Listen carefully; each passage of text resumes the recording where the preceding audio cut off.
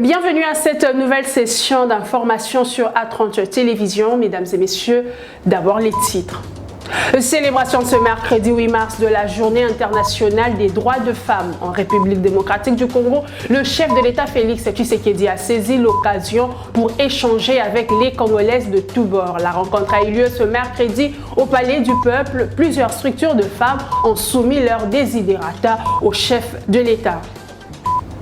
Tout sur cette journée historique, les activités, c'est à suivre dans un instant. Mesdames et messieurs, voilà tout pour les titres. Place au développement.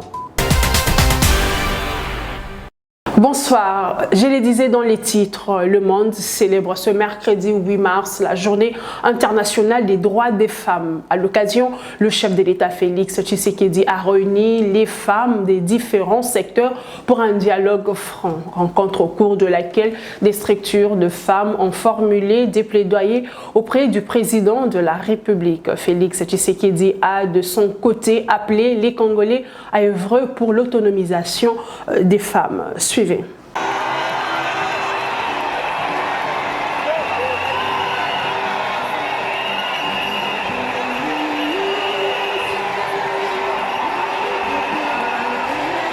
C'est sous les ovations que le chef de l'État Félix Tshisekedi, champion de la masculinité positive, a fait son entrée dans la salle de congrès du Palais du Peuple, inondée par des femmes de plusieurs secteurs pour un échange à l'occasion de la Journée internationale des droits des femmes. La rencontre a connu la participation du président de l'Assemblée nationale, du Premier ministre et d'autres chefs d'institutions. Suite à l'agression qui a subi les pays à travers le M23, ces femmes ont ceint leur tête de bandeaux blancs, une façon de réclamer la paix à l'Est. D'entrée de jeu, la ministre du Genre, Famille et Enfants, Gisèle Ndaya, a dans son discours brossé la situation de la femme en RDC. Elle a salué les soutiens du président de la République aux Congolaises de tous bords. Auprès du chef de l'État, à tour de rôle, des structures de femmes ont exposé les difficultés qu'elles rencontrent pour l'émergence de la gente féminine. Celle qui a porté la voix des femmes rurales a appelé le chef de l'État à la construction des routes des dessertes agricoles dans le programme de 145 territoires. Prenant la parole, Félix Tshisekedi a réitéré son attachement au respect des droits de la femme en général et celle de la RDC en particulier.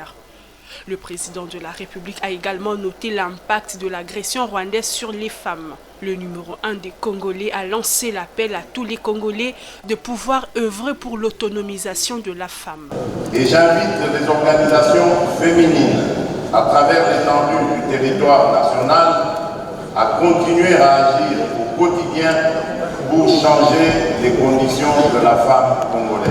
Je formule le vœu de voir la femme de la République démocratique du Congo vivre dans un monde exempt de violences sexuelles, un monde où le numérique sera à la portée de toutes, et j'entretiens l'espoir de voir un Congo qui assure pleinement l'égalité des sexes en matière d'innovation, d'accès aux nouvelles technologies et d'éducation au numérique. Cette journée a également été marquée par l'ouverture de la foire de l'entrepreneuriat féminin. Le thème retenu pour cette journée des droits des femmes 2023 est pour un monde digital, innovation et technologie pour l'égalité de sexe. Mais quelle est l'origine de cette date et cette commémoration? Élément de réponse avec Yannick Koucho.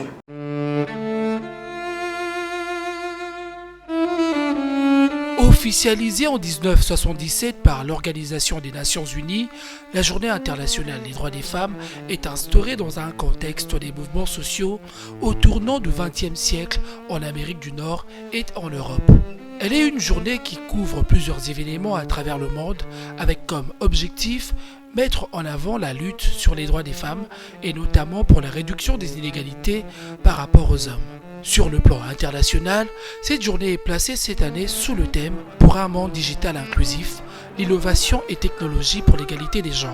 À travers ce thème, les Nations Unies reconnaissent et célèbrent la contribution des femmes et filles qui font la promotion de l'avancée des technologies transformatrices et l'éducation numérique. La Journée internationale de la femme de cette année explorera l'impact de l'écart entre les sexes dans le numérique sur l'élargissement des inégalités économiques et sociales. Il sera également question de mettre en évidence la nécessité de protéger les droits des femmes et filles dans les espaces numériques et de s'attaquer à la violence basée sur le genre en ligne et facilitée par les technologies de l'information et de la communication. En République démocratique du Congo, le thème retenu est éducation numérique, égalitaire pour la paix et l'autonomisation des femmes et filles en RDC. L'accent est placé sur l'utilisation du numérique par la femme et la jeune fille en vue de concourir à la paix au pays.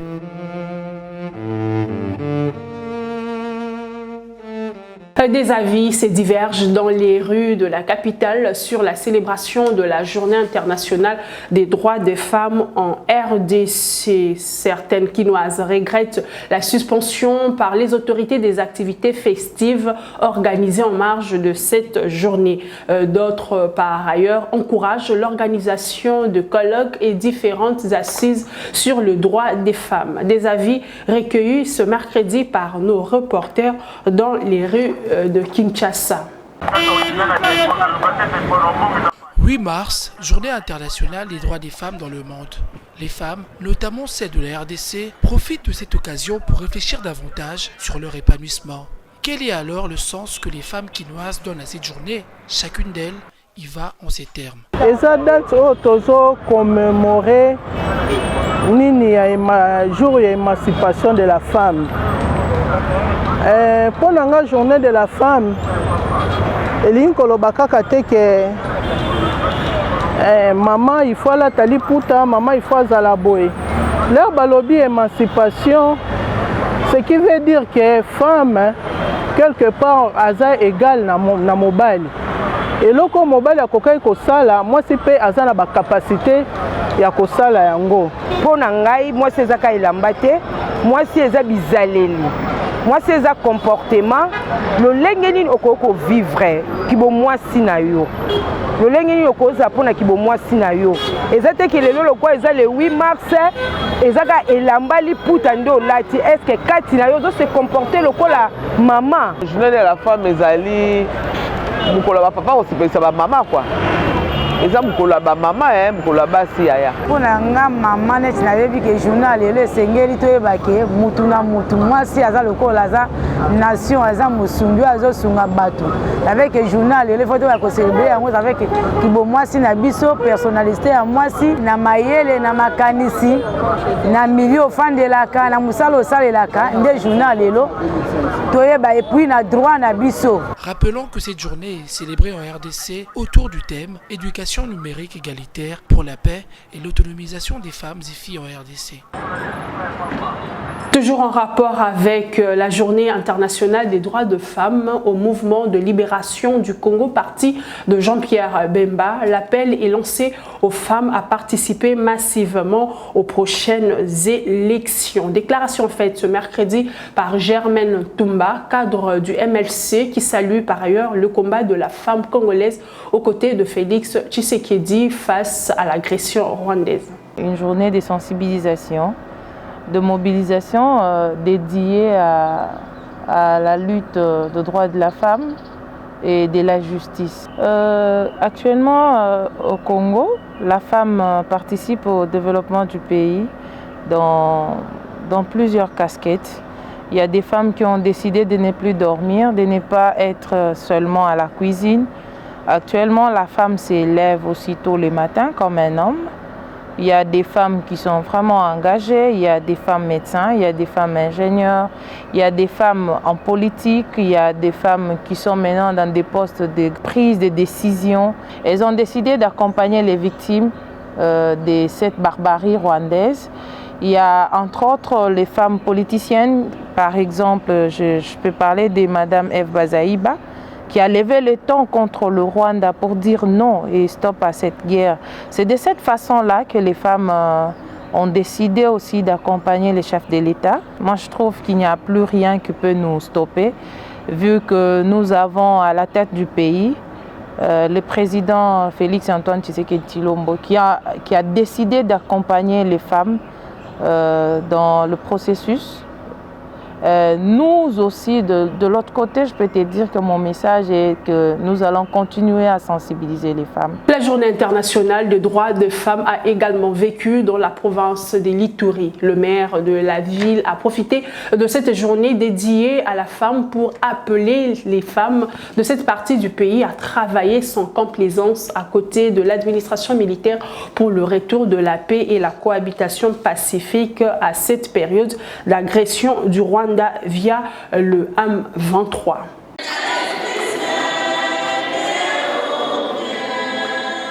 8 mars 2023 à Ituri, une journée dédiée au Seigneur Jésus-Christ, Prince de paix. C'est dans cette atmosphère angélique que les femmes ituriennes ont célébré la Journée internationale de la femme sous méditation, implorant la miséricorde des dieux pour le rétablissement de la paix à l'est de la République démocratique du Congo en général et en province de l'Ituri en particulier à travers un culte œcuménique réunissant toutes les couches sociales. Une journée marquée par des moments forts au cours desquels les femmes se sont exprimées à cœur ouvert.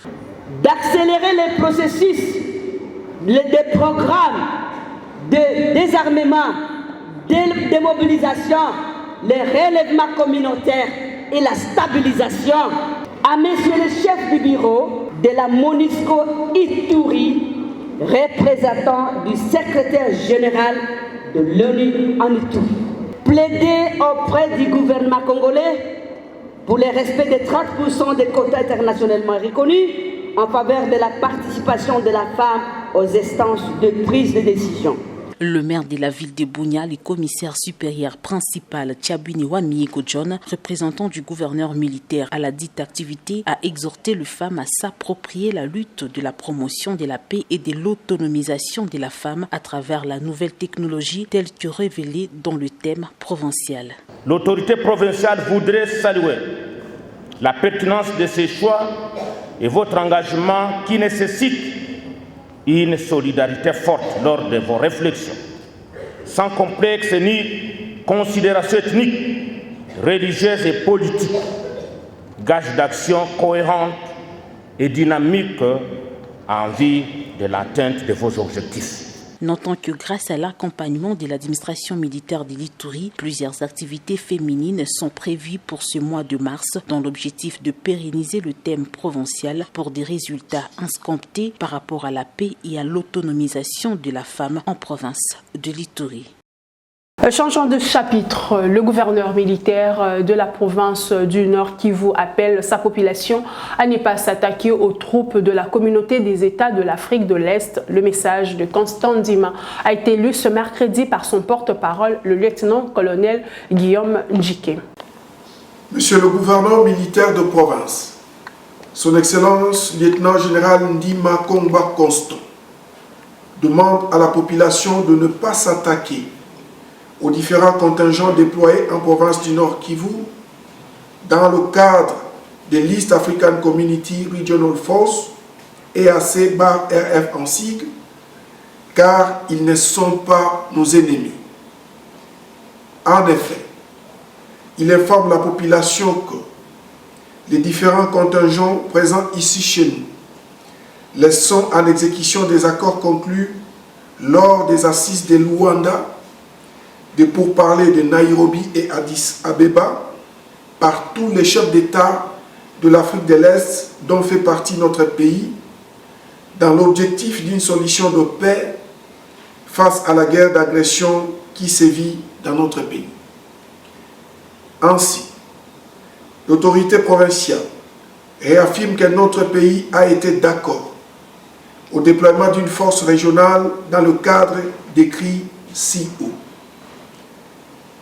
Pour ce faire, Son Excellence, Monsieur le gouverneur de province, demande avec insistance à la population d'éviter les attaques orientées vers les différents contingents de la dite force afin de ne pas tomber dans le piège tendu par l'ennemi.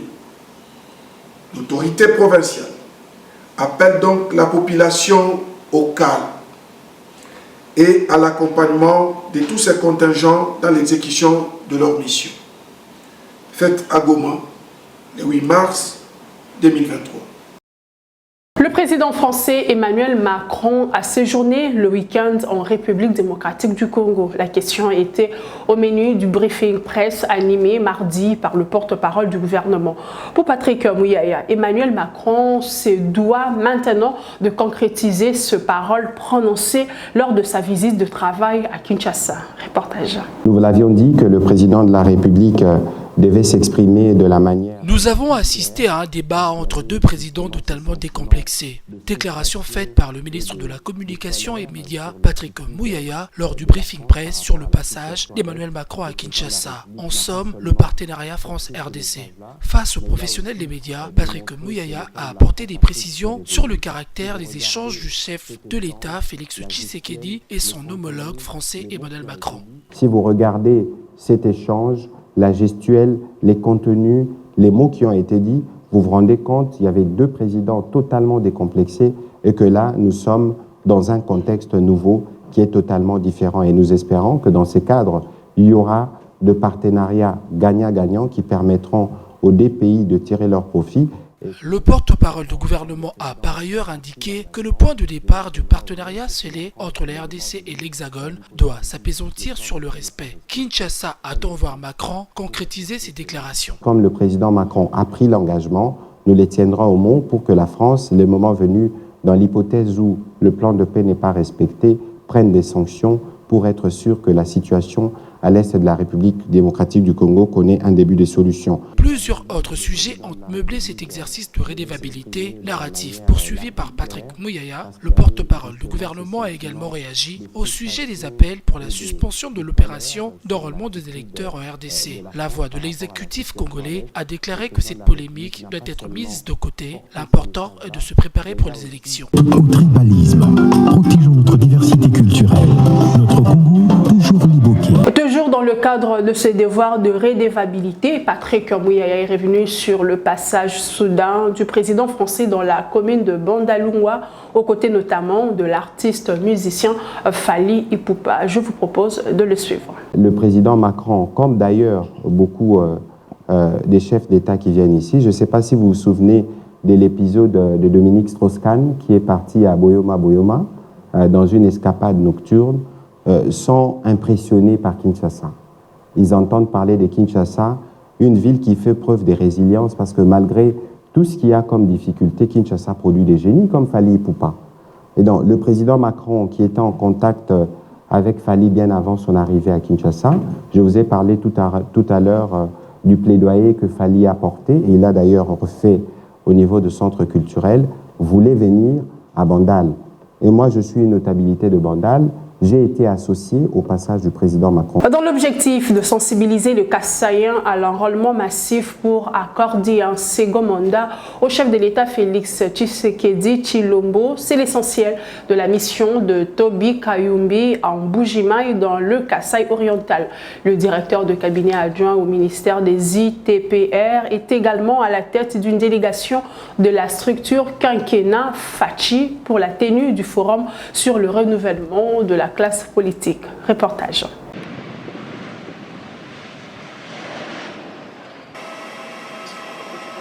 Lundi 6 mars 2023, à l'aéroport de Bipemba, c'est l'arrivée de l'avion transportant en son bord les directeurs des cabinets adjoints du ministre des Infrastructures, Travaux publics et Reconstruction, Toby Kayumbi Ngongolo, en provenance de Kinshasa. Sur place, il a été accueilli par des militants de l'UDPS et des jeunes venus pour la circonstance. Sur demande de la foule venue en masse, Toby Kayumbi a fait une marche à pied de l'aéroport international de Bipemba en passant par l'avenue Lusambo, Salongo et Inga. C'est à la grande place de la Poste que ce digne fils de la province s'est adressé à la population.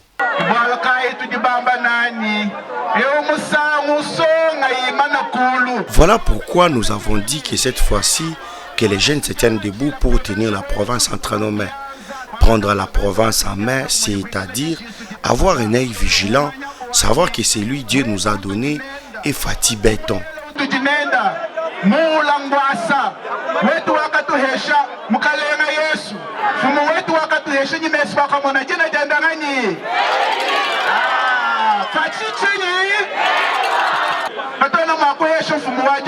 On ne peut pas accorder un deuxième mandat au chef de l'État si nous ne sommes pas enrôlés. Je suis venu pour que l'on sensibilise tout le monde qui a l'âge de se faire enrôler, de le faire le plus vite possible.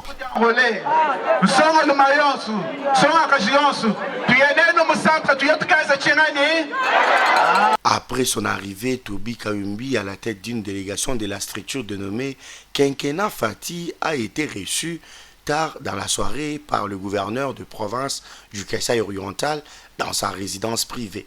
Durant ce séjour en Bujimaï, Toby Kayumbi va mener plusieurs activités, notamment un forum au cours duquel il sera notamment question d'échanger sur le renouvellement de la classe politique grâce à une jeunesse préparée à assumer des responsabilités publiques avec compétences et volonté politique. C'est par ici que prend fin cette session d'information. Merci de l'avoir suivi. Bonne fête à toutes les femmes.